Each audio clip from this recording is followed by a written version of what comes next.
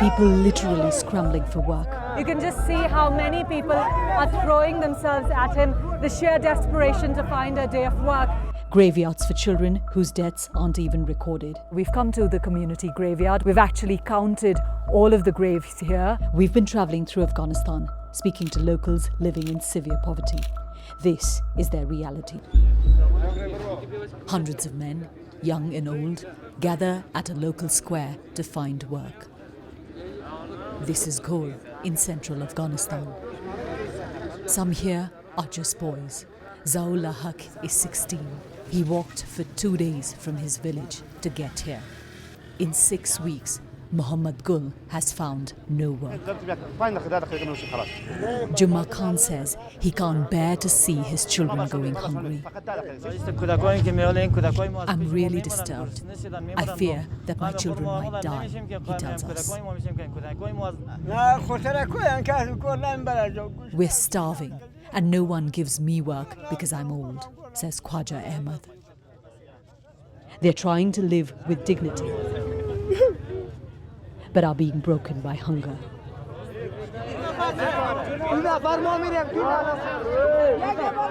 A man offering work comes by. They jostle, trying to get him to pick them. Because getting that job will determine whether their family eats that day.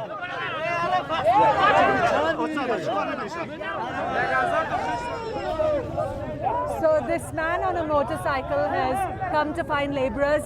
You can just see how many people are throwing themselves at him, the sheer desperation to find a day of work. In the past couple of hours, we've seen a couple of cars coming by, lots of men throwing themselves at the car. The reality is that most of these people are going to walk away from here without having found work. This country is reeling under one of the worst hunger crises in the world, caused by a swirl of factors. International aid cuts, the Taliban government's policies, and natural disasters.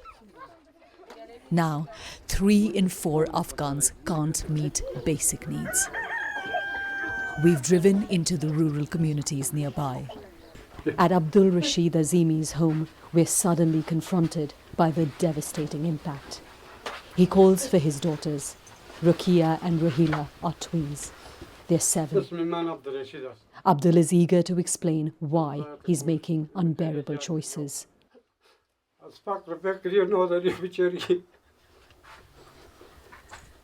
I'm ready to sell my daughters. I'm poor and in debt. I come home with parched lips, distressed and confused. My children come to me saying, "Baba, give us some bread."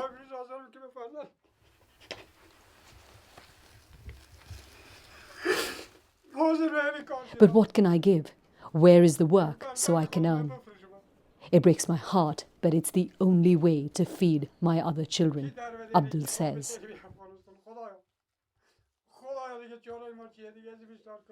Abdul's young sons already work shining shoes in the market. Culturally, boys are seen as breadwinners, which is now more ingrained because of the Taliban government's restrictions on women and girls. And so, when families think of doing the unimaginable, selling their children, that usually means girls. And there are many such stories. In every home we went to, people told us of being pushed to the brink.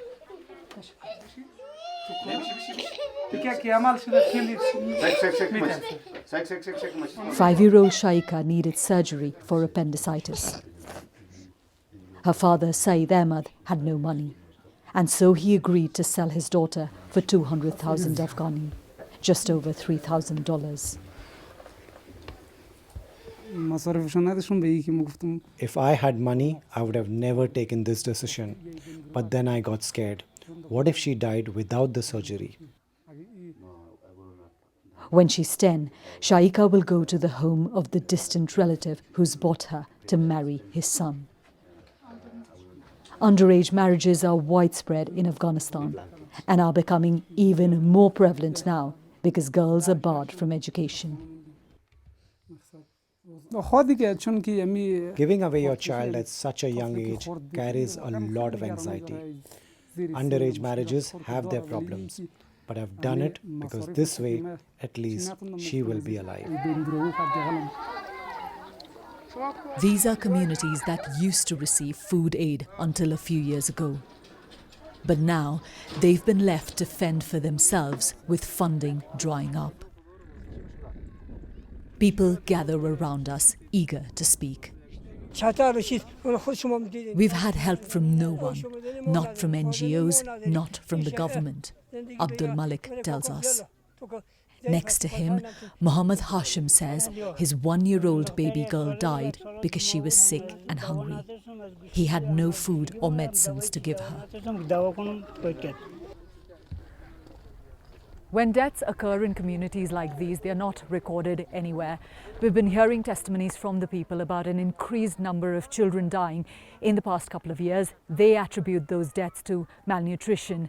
The only place we can actually see the evidence of that is in the graveyard. So we've come to the community graveyard. We've done this before. We've actually counted all of the graves here. The smaller graves, 130. That's a staggering number, nearly twice as many as those of adults. Evidence, again, of an invisible wave of deaths among Afghan children.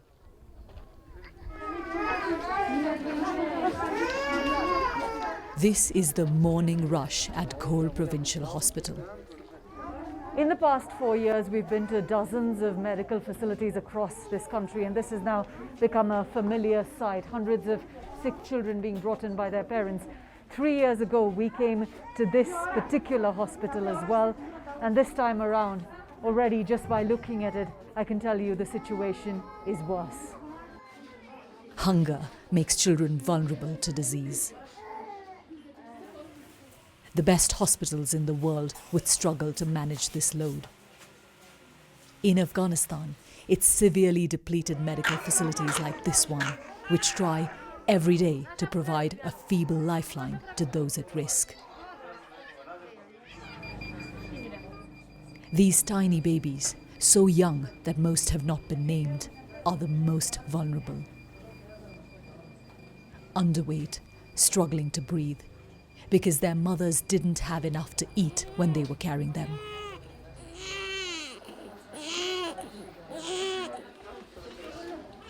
A nurse wheels in twin babies who've just been born. They need urgent help.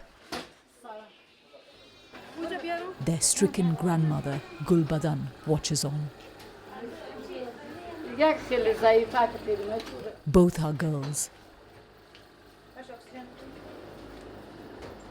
One weighs 1 kilo, the other 2. They've been born at 7 months. A nurse immediately puts them on oxygen. They're in a critical condition. 6 hours later, this baby, who weighed 2 kilos, died before she could even be named. The next day, Gulbadan told us what happened. The baby turned blue and was shaking. The doctors tried to save her, but she died. It was really hard seeing one of my grandchildren die. Now this other one is in such a critical condition. I hope she survives, Gulbadan said. Nurse Fatima Husseini was one of those who tried to treat the baby. At the beginning, it was very hard for me to see children dying, but now it's become normal for us. Every day there are 1 or 2, even 3 babies dying here.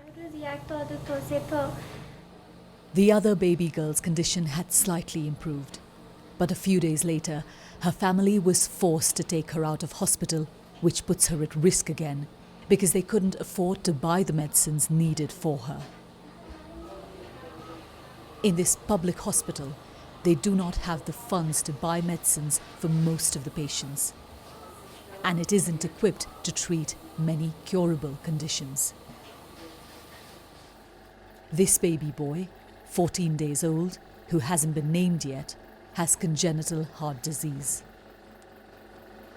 It's a critical condition for the newborns. Unfortunately, his cardiac condition is, we cannot cover it. Maybe it is impossible to be treated in Afghanistan. It must be treated. He needs surgery out of the country, like Pakistan, India, and Iran. Everywhere we see children who can be saved. Zamir, who's 1.5 months old, has meningitis and pneumonia. But here, there's no way to get a crucial scan, an MRI that's needed for his treatment. His mother weeps helplessly, sitting by her firstborn. And a few days later, Zamir too was taken home because there was no money for his medicines. Tiny lives who will now have to battle to survive all on their own.